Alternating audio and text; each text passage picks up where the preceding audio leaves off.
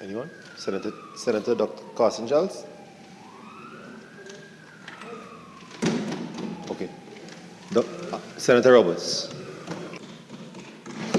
Thank you, Mr. Vice President. I had planned to respond to the cumulative, chaotic cacophony presented by the Honorable Minister of Finance for 4 hours and 7 minutes, another 45 minutes, and elsewhere. However, sitting quietly, listening to contributions in this Honorable House, in this debate, I think it requires urgent attention and intervention.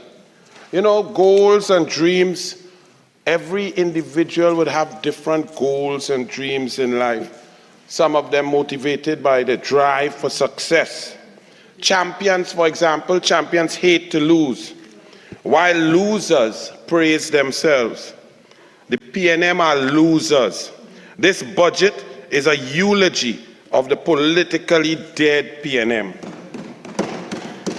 This PNM budget is a thesis of an uncaring government, an illustration of incompetence, a testimony of a pathological entity, a pathway to pain for the people, an exercise in futility, and a hodgepodge potpourri of muddled, confused ideas collated by a cognitively challenged cabinet.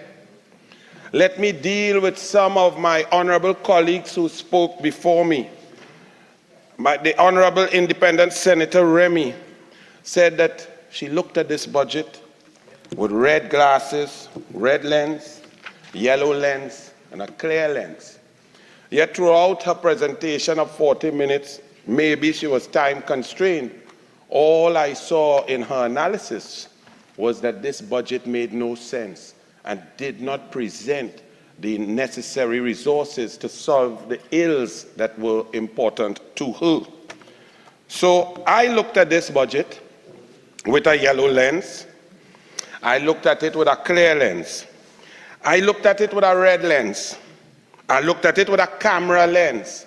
I look at it with a microscope lens, a telescope lens. And I even look at it with a shades lens. And through all the lenses, this budget looks like the same, an all-out attack on the pockets of the people of Trinidad and Tobago. Imagine an entire 4-hour and 7-minute presentation and nothing about crime. Not a plan, not an intervention, not an allocation, not a discussion, no hope for the people out there who are at the mercy of criminals. You know, and I, as a coach, he could talk, the Honorable Minister of Finance could never disturb me. He doesn't have what is required, which is the intellect. So he could talk from now till thy kingdom come. I will continue, Mr. Vice President. So as a coach, you know, I thought this government, when you have an athlete that is disciplined, when you have an athlete that is talented, gifted, hardworking, and puts the time in, they listen and they're consistent, and they follow all your programs and your prescriptions for success. As a coach of Olympic athletes, I get frightened at that time because it's so difficult to get an improved performance when an athlete is doing so well. When things are going well, it's difficult. So I get nervous and I try to dig deep into the recesses of my mind and my body and spirit to get some ideas to improve their performance. But when an athlete is lazy, not intelligent, incompetent, useless, then you could relax as a coach because it's easy to improve. So with the crime situation with this government, would a Minister of National Security like the Honorable Fitzgerald Hines, which is the most incompetent human being ever to grace a cabinet and national security ministry, I would have thought that solving or improving the crime situation would be easy because of how woeful his performance is. In a word, you move Hines and you would immediately see some sort of improvement. But this government seems happy to be mediocre. The Honorable Senator from Tobago, the Honorable Hislop, you know, he made some comments that I will have to deal with because he's a very intelligent, respectful Tobagonian, being a half Tobagonian, and I have to just set the record straight. First of all, he boasted that manufacturing exports between 2021 and 2022 increased from 15.6 billion TT to 17.2 billion TT. That's true, but he boasted as if that was an improvement. You see, you cannot decimate a sector, reduce the productivity, and then when you get a paltry improvement in your decimated low-level, boast that you have done something well. Because back in 2015, the number was up at $20 billion. So you are still short $2.8 billion. I never see a group of people who can diminish performance, lower the bar, then raise it back a oomph and say, hey, great is the PNM, we do better. It's simply amazing. And they do it and they shout it from the mountaintops. He said, the Honorable Senator Hislop said, that there's a steep learning curve in the PNM after they lost the Tobago election. Well, I'd like to let him know, when a steep learning curve comes up against an abyss of PNM incompetence, arrogance, and PNM corruption, the result is chaos, suffering, and pain. There is no learning curve that can overcome such incompetence of a group of individuals in the cabinet of the PNM. He actually boasted in Tobago that there's one special farm now growing vegetables and so on in some new capacity and technology, not understanding that he comes from an island that was the food basket of the entire Caribbean. Tobago fed Trinidad for over 50 years. All the food that Trinidadians ate came from Tobago, and the excesses were exported to the Eastern Caribbean. I have a Tobagonian brother here now, boasting it had one farm. I'm surprised he didn't boast about his Honorable Prime Minister farm, because then I would have asked a lot of questions. Senator Hislop also said, and I must correct this record, and for all Tobagonians, and for all the people of Trinidad and Tobago, Sandals Resorts and the government, PNM government of Trinidad and Tobago, at no time in the negotiation, discussion, or possible appearance of a hotel, beaches, and Sandals in Tobago was Sandals going to spend 1 red cent. Not 1 red cent. The Honorable Minister of Everything, the Honorable now Minister of Energy, Stuart Young, who usurped the portfolio of Minister of Tourism, Honorable Shampa Kujo back then, was at great pains to say, and the Honorable Prime Minister and member for Diego Martin West, that they would give the land, which was in Tobago, that beautiful piece. They miss out a piece and then that caused some problems. No man's land called the Buku Estate.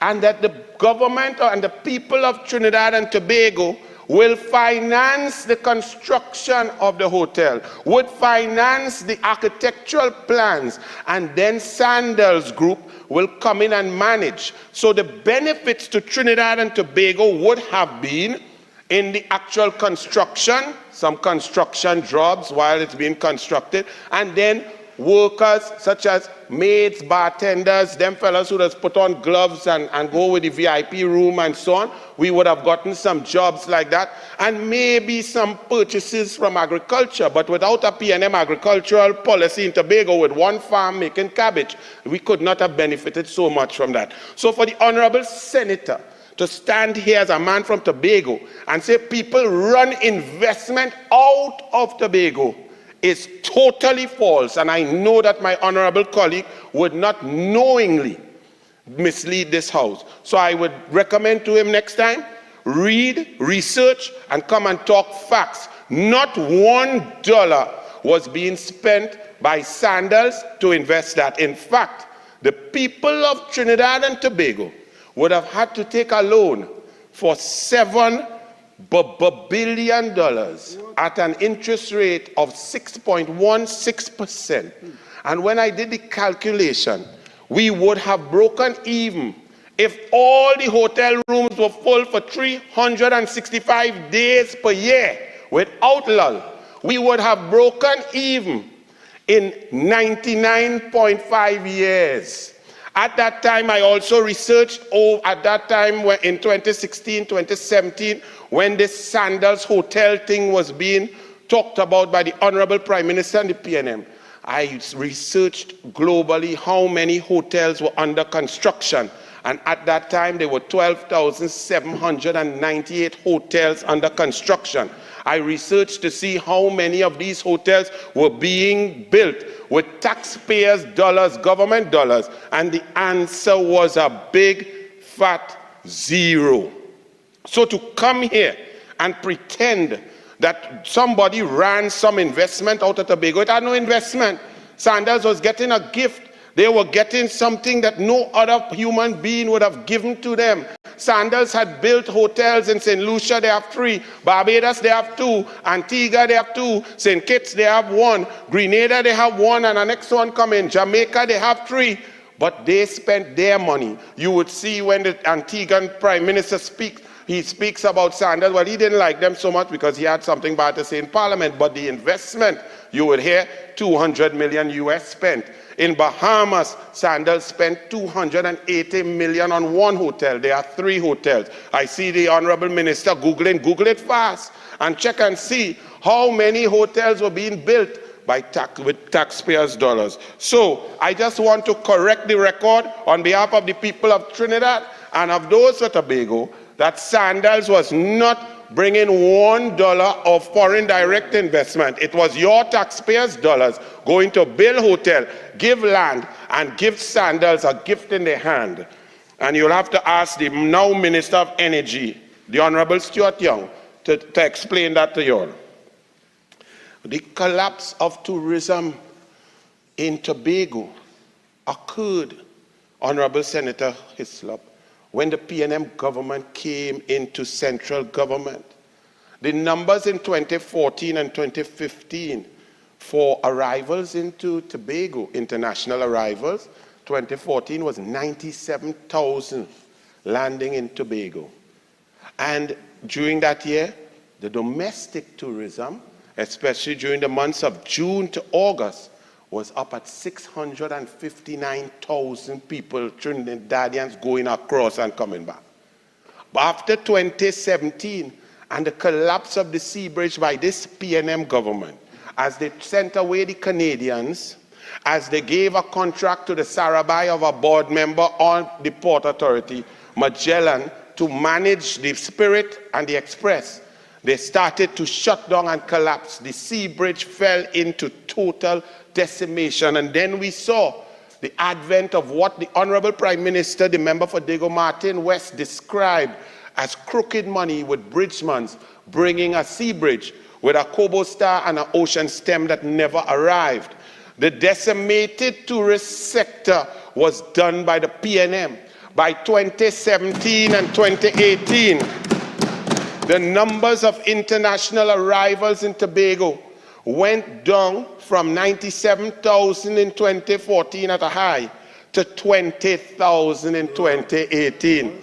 And the domestic tourism, because of the collapse of the sea bridge, during June to September, went down from 659,000 down to 158,000. In any mathematics, that is failure, that is decimation, that is collapse of the Tobago economy by the PNM, who held not only central government, but the THA. So for my honorable young Tobagonian senatorial colleague to come here and espouse some sort of virtue of the tourism sector now and criticize the current THA is a bit disingenuous. Senator Mohammed, the Honorable Vice President, Dr. Mohammed, said that the improvements shown are glaring. But then I realized I had to break this down for the people who are listening. The PNM it's like For 87 years, you stop exercising. You eat poorly. You eat plenty oil, you eat plenty fat, fried chicken and thing. You drink sea drink. You gain 100 pounds. You get diabetes and high blood pressure under the PNM. Then just so you win a lotto, like a war in Ukraine or something, and the price of oil and thing go up, and you lose 10 pounds out of the 100 pounds that you lost, that you put on. You lose back 10. The PNM come and say, well, we fit. We looking good. We ripped. We had 12-pack. We had 6-pack. We got cuts. That's what this PNM does. But you still have diabetes. You still have high blood pressure. You're still going and dead a heart attack. But them celebrating a reduction of 10 pounds from the 100 you put on. That is PNM. This budget, nothing was taken. He said, Dr. Mohammed, the Honorable Senator said, nothing was taken. No new taxes. I'm sorry for laughing in the Honorable House. But after you don't take everything for 8 years, what else all you want to take? And now you want to even come to say the property tax that they ain't pay, and it new name and new calculation, and you're trying to tell people don't study that. All you have no work, never mind we say we had full employment are coming there too. But we ain't take nothing. We take your fuel subsidy 5, 6, 7 times, and the minister laugh at all you, but we ain't take nothing this time. You ain't take, from the fisherman, you ain't take regular gas. Fisherman had to fill boat with super. Car run down fish, because if the fish move, fisherman had to come back empty, because they wouldn't dare burn gas and go looking for fish. They take food card, you take gate from a high of $726 million in 2014 for 59,000 students. You take that and down to 289 million to 27,000 students, but you say you ain't take nothing. You even take food out of the school children's mouth. In 1981, when Dr. Williams created school feeding program, they produced 51,000 meals for children. Dr. Tim Gopi Singh and Kamla Prasad Bisesa took that up to 76,000 meals. Breakfast, the PNM may prefer breakfasts, and lunch. Do you know, as soon as this PNM came in pre-COVID, they cut the school feeding food in children's belly. Them went and said, listen, we need to cut back. We still have to rent our building from the Attorney General, so let we cut something. Oh gosh, look at what we could cut. Food from poor people, children. Let's cut that from 76,000 down to 48,000 meals. Do you know this version of the PNM in 2016, 2017, 2018 is worse at feeding children than Dr. Williams was the year he died in 1981? That is how deadly this PNM is. That is how heartless they are. How could you take food from children and say that's a budget cut, but you're renting building and paying 55 million for a building that's not fit for purpose? The Honorable Senator, Independent Senator Maraj, talked about Couva and the sport facilities there, the Atto Bolden Stadium, the cricket center, the National Balmain Center, and then the aquatic center and the cycling velodrome. And she took note and said, but this is a great opportunity, potential, and so on. Let me allow and tell the Honorable Senator, that was the plan. The reason the aquatic center went there, the reason the cycling velodrome went there, the reason the BMX Olympic Center was going there, was to create an economic growth pole. If you go back to the budget document of 2013, read by the Honorable Larry Hawaii, sport was spoken about in the first 10 minutes of the budget. Because diversification, sports tourism, growth pole, the advent of all of these facilities and being open to the people in the area who love sports, who love fitness, who love family, and while the children are swimming, the parents could be exercising. While the children are riding, the parents could be liming or relaxing. And therefore, entrepreneurs would have come up and put a hotel. They would have, now the Football Federation put a hotel, but it was to inject and create a situation where businesses, private sector would come and see, 10,000 children coming through this pool every week because maxis and buses are bringing children, because the Kamla Prasad-led government was going to make swimming compulsory for primary schools 8 years and under, so that children would not drown in bucket or down by the beach and all over the place. But then came the nightmare, which is the PNM. So the entire growth pole and the concept, if for the aquatic center, for example, from November 26, which is Thanksgiving in the US and in Europe when it starts to get cold, the aquatic center, which we have here in Couva, there is not one like it in the entire United States of America. That facility boasts 2 50-meter pools and a 25-meter diving well, deep by 15 meters, plus dry diving capability and so on. In the winter months, we envisaged as a UNC government that with university teams, national teams running from the snow of Europe, Canada, and the USA, that they will come to this magnificent facility, spend money, stay there, $5 US per hour per swimmer per lane. So each team would have 20 swimmers. That is 2 hours training in the morning and 2 hours. So they're spending $20 US per swimmer per day. And the average stay would have been 14 to 18 days and nights, as well as hotel, accommodation, transport, food, and so on. We envisage that the pool alone would have made 1.2 to 1.8 million US in that period from November 26th to January 13th, when universities and so on were on holidays. And then, of course, we also envisage that every 10,000 human beings that we got to come to Trinidad and Tobago on an annual basis for sport tourism with an average stay of 6 days, we would increase the GDP by $1 billion. This was the plan, this was the science, this was the maths. Then comes the PNM. And do you know, in 2022, the Honorable Minister of Tourism puts out a request for proposal for a sports tourism plan. Please come and give us an idea. Here we have the National Tennis Center. We have all these facilities. We've been in charge since 2015. Please, somebody, come and give us a plan. All he had to do was say, Douglas, come on, man, tell me what to do, and I would have helped.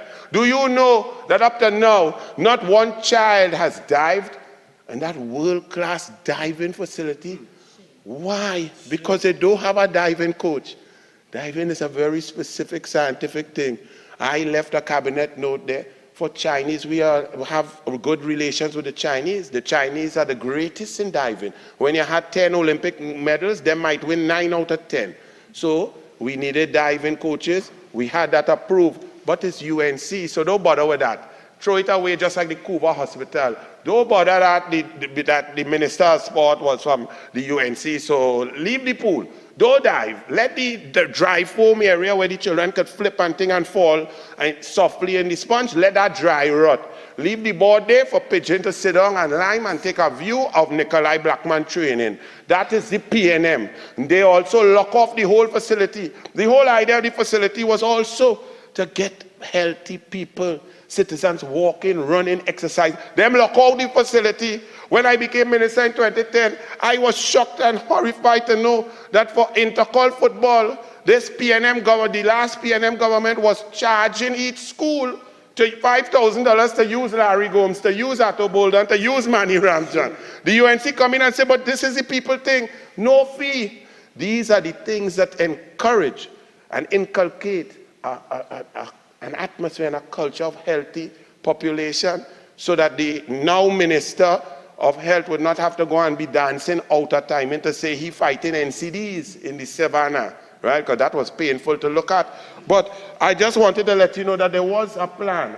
Unfortunately, this government came in and they have no plan, as you could read in this document. 4 hours and 7 minutes of abject total nonsense.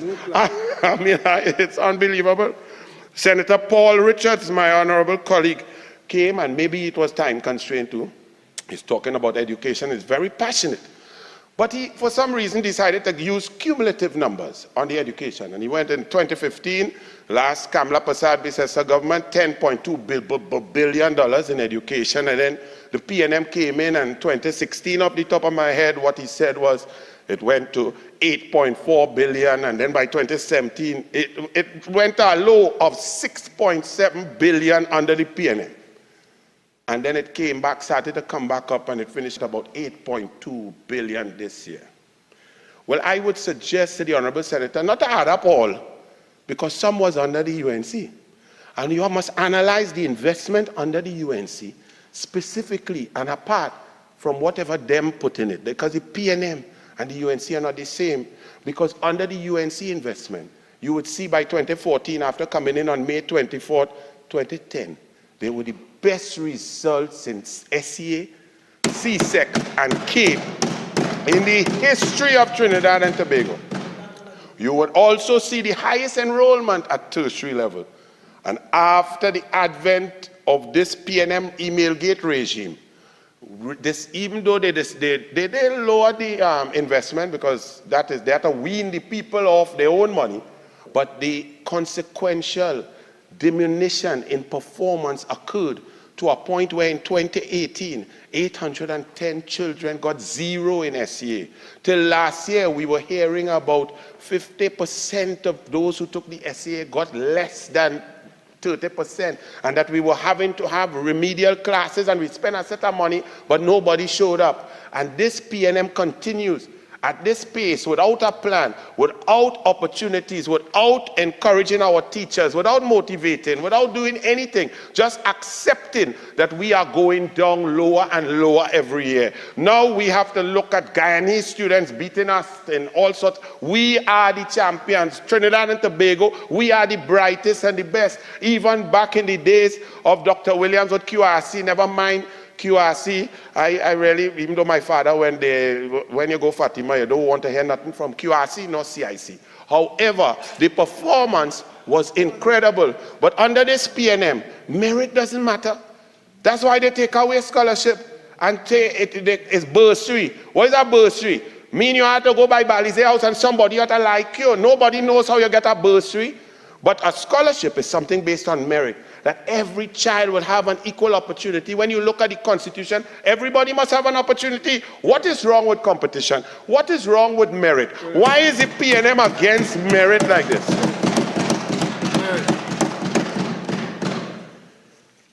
Senator, the Honorable Laurel Lazama Leasing implored the children take up the opportunities offered by this special Ministry of Youth. While the Minister of Youth have plenty questions to answer about venture, credit union, special branch, and all kind of things, that's on her side. But she said there were many programs. Even though when you check the numbers in this budget and the 8 previous ones, the PNM cut. Oh, sorry, no, I wouldn't display it. Yeah, I shouldn't display that also. People don't want to see that. But PNM cut investment in youth, sport, culture, from little children up to university level, across the board. They cut every program and funding to every program. And then the Honorable Senator comes and says, come and take part of these programs that we have. Implore the youth to come. Well, about 17 youth messaged me on WhatsApp, and they asked me to ask the Honorable Senator Laurel Lazama Leasing, where's the program where you could get 500,000 scholarship to go and study and fail? They want that one. They want to be in that program. They may want no little small program. They want the 500,000 program. So you understand? And I tell them, well, I will ask her. Senator Rohan Sinaran, the Honorable Minister of Works and Transport, he stood here, and I nearly fall off this comfortable chair. He said, the PNM, look how great the PNM is. Since 1967, Dr. Williams said he wants to build a highway to Point 14. And he boasts that it's now kind of finished, nearly peace, it reaching in 2023, minus the crack. He come to say the PNM had an idea in 1967. They were unfettered in government for 30 years, but the thing he built, he thinks that's a badge of honor, you know. He thinks that is a badge. He started to boast about that it now started to finish. Somebody else will deal with all the other things that he said. But he also said that we can't help flooding. because Netherlands have flooding, New York have flood, Japan get flood. I'm not interested in all of that. We living right here. I live in here since 69. And all I know that right now, when it rained 22 minutes, you could get flood anywhere. Lagoon moved from wherever the PNM say was Lagoon. All in Goodwood Park is Lagoon. All in Arapita Avenue. You want to go and eat gyro, hot dog, or Chinese food? If it rained 22 minutes, make sure you have on your Wellingtons, or make sure you're driving an SUV. It rained for 25 minutes, and I had to take 3 hours to reach from St. Anne's. Well, I went to check some of them, obviously, after checking them on the budget, to Mandela Courts. And they are talking about they can't do anything. They are now discussing, after 8 years, that they're now going to desilt the river mouths. They're now going to fix drain. They used to laugh at you and say, with box drain government. Yes, we are proud of box drain, because box drain has stopped flood. The Honorable Minister of Works and Transport said the Point 14 highway is the biggest stain and corruption in the history of Trinidad and Tobago. Even though this PNM government has paid $11 million for a commission of inquiry that has started, you know. It they even started, not even on your marks. They may even gone down, but $11 million gone. But the Honorable Minister of Works and Transport had the unmitigated gall to say that the Point 14 highway, which the contractor was selected by the PNM OAS before May 24th, and negotiations based on the Hansard of the Honorable Member for Dago Martin Northeast back in 2016 would show that negotiations with the contractor that begun in January and it completed in a week. Somebody else will deal with that. I don't have time to deal with that. However, I must address the Honorable Minister of Works and Transport, the biggest corruption, and his Honorable Prime Minister used a very vile term. He said it was a rape of the country. I mean, that's a Prime Minister. I don't even know why he likes to use that word or what he knows about that word. But let me ask the Honorable Minister of Works and Transport if he ever heard of something called the Brian Lara Stadium. That was budgeted at $175 million and ended up at $1.3 billion. That was, the entire complex was budgeted at $850 million under the PNM to include a cricket stadium, 3 AstroTurf, a 50-meter pool, gym, cafeteria, hotel. And now the stadium alone, the average cost per seat is $130,000 US per seat. Every citizen that go there to watch a CPL match should look under their seat and see if they get a diamond ring from that PNM, and they're talking about corruption. What about we still looking for the horse and them in Caroni Racing Complex? Where the horse and them? I want to put a bet. You talking about the greatest corruption? Caroni Racing Complex, over $200 million, when a million was a million. If you equate that to nowadays, like $1.6 billion, and not a horse run, a horse even canter. Bridgman's NGC Atlantic train won $233 million when everybody tell you don't spend no money, and you're talking about corruption. Scarborough Hospital, the financial complex, fake oil. Just so a man say, listen, I was producing 200 barrels a day, now I gone up to 12,000 barrels a day. Woo, they come and boast in the parliament. Well, if that was true with the fake oil, then their former senatorial colleague and Rowley's best friend should have been the Prime Minister, the Honorable Prime Minister's best friend, should have been given all the land acreage in Trinidad to drill for oil, since he was so good. Why didn't, if it was not fake, if it was high performance, I believe in merit. If a man and his company and his technology is so good to increase the production on an oil field by 600, 800%, I say game all, because the people will benefit. And in the United National Congress, we are here about the people benefiting, not recusal, not ministers renting out buildings, not friends and family and financiers getting $55 million because a building not fit for purpose and then blaming the DPP. Project Pride, $400 million. Where the pride? The river even move. It was to move a river to put an airport. They had no airport. The river airbend and the 400 million disappear. But they're talking about corruption. PNM really. Senator, you have 5 more minutes. Good. Let me keep about it. I can't talk about PNM corruption in 5 minutes. BWIA, Lock Joint, Mount Hope, Tesoro, Mosquito Crack, Skinner Park, 131 million to move a FIFA football field down to a small sweat. Napa, Sapa, Shaw Park Complex, Rapid out of Paul. I nearly get asthma with that. Rapid Rail. That Honorable Minister of Finance was the Minister of Works and Transport during that period, when somehow the Honorable Prime Minister and member for San Fernando East, Patrick Mervyn Augustus Manning, was put on a plane, a Bombardier jet, and just so the Express found out where he went, how they fly, what he ate, and so on. And then there was something called Trini Train that was below Bombardier, but the Prime Minister went on a Bombardier jet, and boom, Trini Train Consortium came up to win. Do you know that Trini Train Consortium part thereof was paid $481 million for a feasibility study to say, boy, what the train, if it go move, what speed it should move, where it should pass, how it will go, should it go up or should it go down?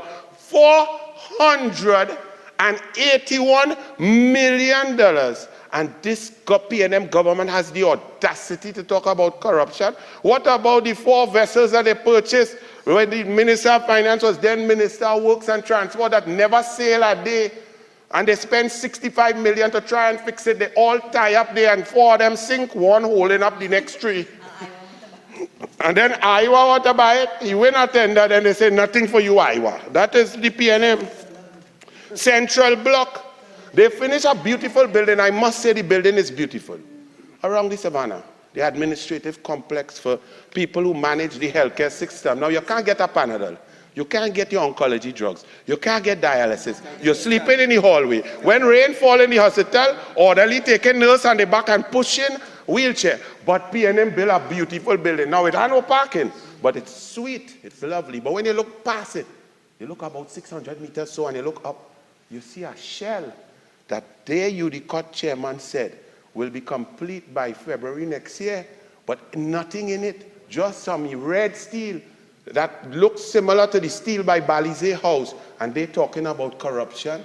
Central Block, nothing for the people, but building going up with favorite contractor, World GTL, and Nikwan, well, boy, I don't have no time now. World GTL, Malcolm Jones, lawyer is the Honorable Stuart Young. Let me just put a small pin right here to say that Nikwan fiasco is the most corruption in the history of Trinidad and Tobago. And PNM should never be talking.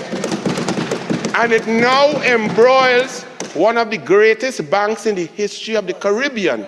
It now involves Republic Bank because 100 and somehow Nikwan, however you want to pronounce it, was able to get $120 million US loan on assets that were questionable. The people of Trinidad and Tobago are now holding the PNM bag because ministerial gas went to it. The assets were sold to Nikwan for 10 million US cash and 25 million in preference shares. Well, we prefer not to have the shares because the shares are worth nothing. That is PNM, and them have the audacity to come and talk about corruption with a road that exists, that a road that people could drive on, that people could move and reach. That is PNM.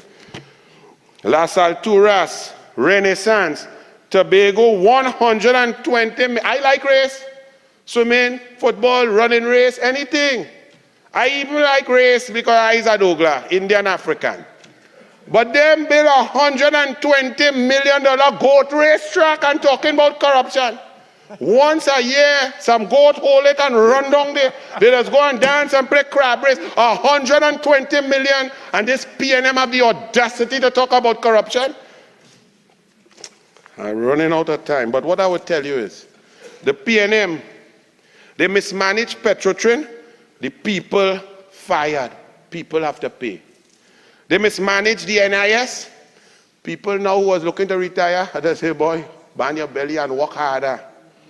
They mismanaged NGC, no big thing, that's a blot. They'll make back that, says the Honorable Minister of Energy. They mismanaged the economy, They increase taxes and say, we didn't take everything from all you. They mismanage the foreign exchange. They come and tell you it's greater demand, when there is no demand greater than it has been in the last 20 years. It is a supply problem from their mismanagement. They mismanage roads and drainage. People suffer in flood. They mismanage roads and drainage. People in gridlock.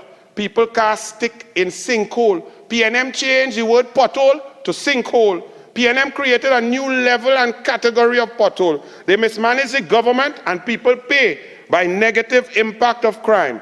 They even mismanage wardrobe, and a prime minister had to be in Canada in a tracksuit. Thank you, Mr. President.